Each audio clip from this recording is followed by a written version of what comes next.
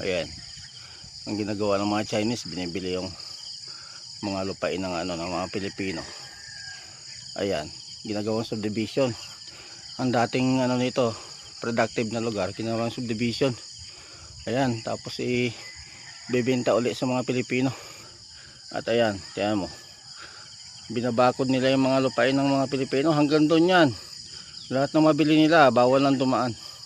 Bakod na yan. Ayan o. Oh. Ayan. Ayan o. Oh. Ayan. Makakadaan ka pa dyan. Binayaran na ng mga insect yan sa mga Pilipino. Ayan, binakod na nila. At yan o. Maliit na nga lang yung lupa ng Pilipinas. Binibili pa nila ng mga Chinese. Tapos babakurin nila. Wala na, private na yan. Exclusive na yan ang pagmamayari ng mga insect. At matapang pa yung mga yan. Kita mo yung dating mga bahayan dyan. Dinimolis. Tapos yan, binakuran na rin nila. Wala na madaan. Pati tubig, hindi makakadaan eh. Pinarangan na nila dyan. Talagang pinadaan nila sa ilalim yung tubig. Yan, may drainage. Yan. Gaano kalawak yung mga lupa na binibili ng mga Chinese para ibenta rin nila sa atin yun ng mahal.